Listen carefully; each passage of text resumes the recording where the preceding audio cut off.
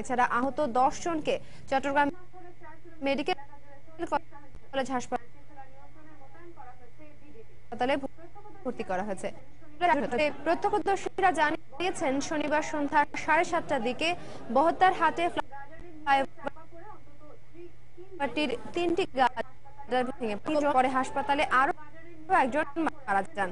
এছাড়া গার্ডারের নিচে চাপা পড়ে আছেন অন্তত 20 জন। এই ঘটনার পর ফ্লাইওভারটির ঠিকাদার অফিস ও গোডাউনে আগুন ধরিয়ে দেয় বিক্ষুব্ধ জনতা। আগুন লাগানো হয় 10টিরও বেশি মোটরসাইকেলে। এছাড়া ভাঙচুর করা হয় সিডিএর চেয়ারম্যান আব্দুল সালামের ব্যবসা প্রতিষ্ঠান কোয়েল ফুড লিমিটেডের কারখানায়। টিয়ারশেল নিক্ষেপ করে পরিস্থিতি শান্ত করার চেষ্টা করছে পুলিশ। এদিকে উদ্ধার তৎপরতায় কাজ করছে সেনাবাহিনীর একটি দল।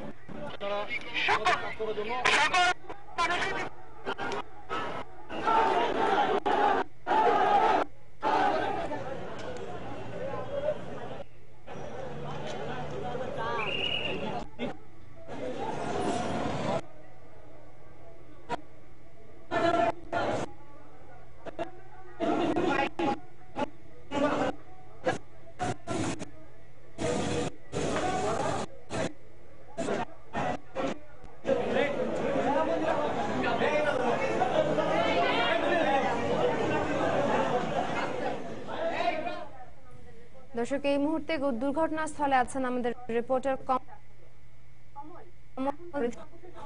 কমল। এখনকার সর্বশেষ অবস্থা কিছুটা উন্নত হচ্ছে, আইন শৃঙ্খলা পরিস্থিতি উন্নতি হলো। মানে বড় বড় ক্যাম্পিং গুলো নিয়ে আসছে যে কাজ চলছিল সবগুলো ঘটনাস্থলে এসে সদস্যরা বহদ্দার অবস্থান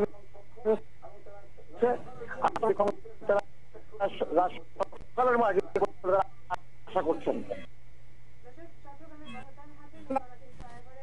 দর্শক, চট্টগ্রামের বহদ্দার হাট নিহত হয়েছেন এবং আহত হয়েছেন আরো বেশ কয়েকজন, এবং সেই পরিস্থিতি জানাচ্ছিলেন আমাদের চট্টগ্রাম